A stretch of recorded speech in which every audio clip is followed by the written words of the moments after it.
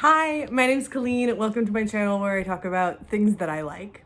And today I'm going to talk about a couple of things that I like. So, for those of you who don't know, one of the, I would say, like, chief benefits of living in New York, like one of the best things about living in New York is stooping, which is where people will put things that they no longer want out on their stoop, available for anyone to take, anyone to grab.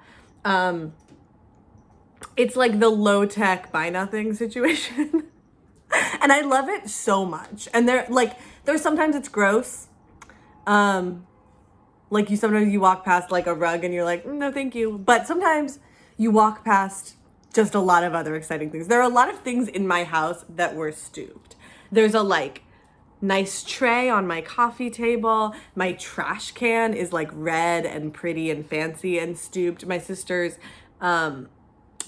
desk chair. I have a wire shelving unit that like a bunch of our plants are on that was stooped. Like a lot of things in our apartment were stooped, and we are so grateful and we love it so much.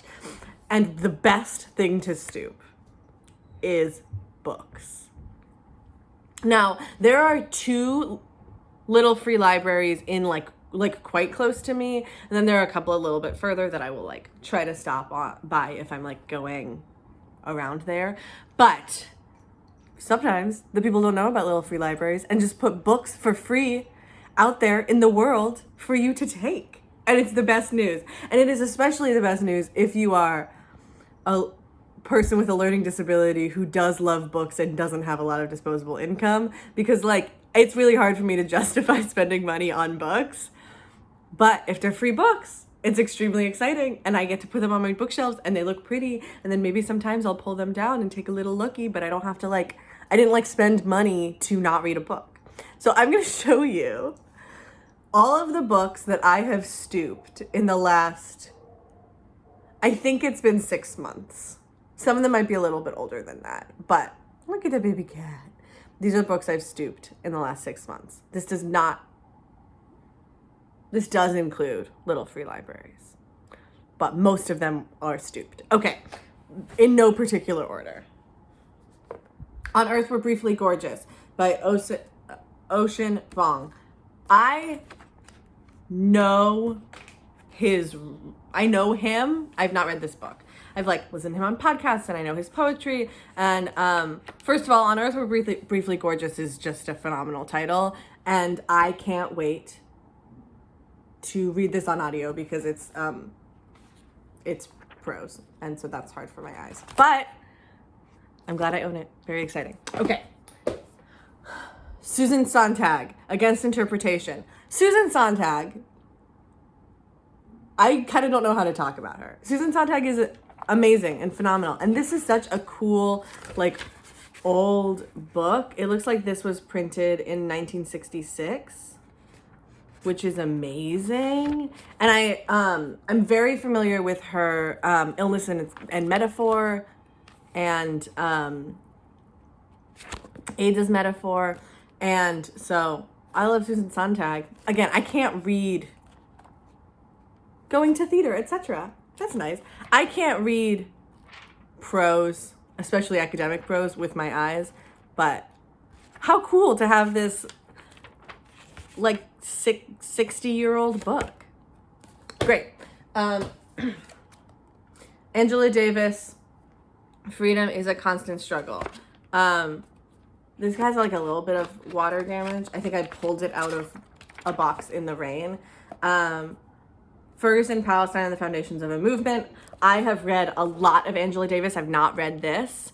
And in the same way that this is useful for me to have a physical copy of, I love being able to go back and find a quote, because when I listen on audio, I don't have the ability to I remember when she said this specific thing in that essay, and I don't have the ability to find quotes as easily in audio, so it's really awesome to have a physical copy. And so really exciting to have this, very excited to read it. Also, a cool thing about it is like you find authors that you know, or like genres that you know, or titles that you know, but like you haven't read, and so then it's like more inspiration to read it because now you own the book. Okay, Romeo and Juliet by Wilhelm Shakespeare. This is the Barnes & Noble edition. I have obviously read this play like a lot of times, and I've seen it a lot of times, and it is one of my all-time favorites. I also have multiple copies of it. I have the Folger copy. I have like some older copies. I have a lot of copies of it. I have the Oxford copy, but I didn't have the Barnes & Noble copy, and so that's fun. And it has like the way that these copies that are written, that are like produced mostly for education work, is that they'll have the scene on one side and then a bunch of notes and like references and definitions and things on the other side, which I will say for me, did he spot Juliet? Such a good question. Kind of the central question of the play. Which I will say, like, for my brain was really helpful when I was like in educational settings to be able to have a reference so close to not have to like flip back and forth and whatever. I love Romeo and Juliet. It's top 3 Shakespeare plays for me. If you're curious, the other 2 are Measure for Measure and As You Like It. But it's always fun to have like more copies of this play that I like and more references. Okay, Annie Baker. All 3 of them. So exciting. So this is Annie Baker's The Aliens, Annie Baker's John, Annie Baker's The Antipodes. I thought I had the flick too. I guess not. I do own the flick, but I thought I had stooped it and then had 2 copies, but I don't, and that's fine. So Annie Baker is a Pulitzer Prize winning contemporary playwright who works predominantly in the off-Broadway space, and I saw the premiere of this play at Signature. I missed the premiere of this play, which is devastating because this is a play that everyone really, really loves of hers, and this is The Aliens, which is a play I like a lot. I love owning plays, and Annie Baker is amazing, and so it's great to have a lot of different Annie Baker plays. She's like a hyper-naturalist playwright. Her play The Flick is a Pulitzer Prize winner. She's great and so fun. I was just like walking down the street one day, and there were books on a stoop, a literal stoop, and all of these Annie Baker plays were there. So someone was maybe out of their Annie Baker era, and that's fine. I can respect it. But I am firmly inside of my Annie Baker era, so my treasure. Okay.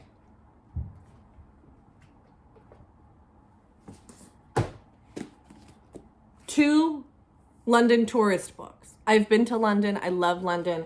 I wish to go back to London very soon. This is the Photos 2023, and this is Moon London Walks. Just nice to have. Just seems useful to have. I love a solid guidebook. I grew up in a house. My parents fell in love while traveling abroad, and they met and fell in love studying abroad in college and traveled a bunch. And so like I really grew up in a house that was like full of guidebooks. I mean, I lived in Europe when I was a kid. Like I grew up around guidebooks a lot, and my dad will buy guidebooks at library sales and whatever. Whenever he's planning a big book, or a big trip, he'll buy specific guidebooks, but otherwise he just like collects them mostly because he's excited about traveling a bunch of places, and so it's comforting to be surrounded by guidebooks. Tipping the Velvet. This is like a little bit of a thrashed copy, but that's fine with me. I love Sarah Waters. She writes sapphic historical fiction. This is a really beautiful book, and it actually lives up here on my favorites shelf. So totally fine that it's thrashed. I'm happy to have a copy. I love it. Anna Deavere Smith, Twilight Los Angeles, 1992. I have both seen and worked on this play, which is a one-person performance piece that is based off of, so Anna Deavere Smith does documentary theater, and it's plays based off of interviews that she did with people about the LA riots, and then she performed all of them and embodied all of the different people. It's like, it's hard to explain, but it's extremely cool. So Google Anna Deavere Smith, see if you can like find a video of her performing it. There's some like, there's both a movie version of Twilight Los Angeles and of Fires in the Mirror, which is her other prominent play. But see if you can find like a clip of her performing it, not filmed, not as a film. Because it's mesmerizing to watch her switch between characters and completely transform herself. But they're monologues that are. So this is Mike Davis, LA-based writer and urban critic. This is Elvira Evers, general worker and cashier at the, like, it is very, very cool.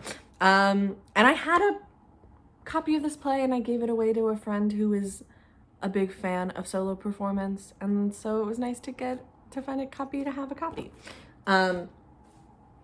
Okay. W.E.B. Du Bois, The Souls of Black Folk, and Dark Water, Voices from Within the Veil. I have read The Souls of Black Folk. I have not read Dark Waters. And like I was talking about with Angela Y. Davis, like very awesome to be able to, especially with like scholarship, to be able to like go back, even if I am reading in a different format, to have a physical copy to go back and look at the quotes of, and if I just want to read a small passage and whatever. And so I love that I get a copy of this. I think I read it on a PDF in college, and I'm excited to read this. But like, this is amazing. What an amazing haul, right? Like, incredible. This I found at a little free library in Manhattan, I think. Naked Masks, 5 plays by Pirandello, which is great.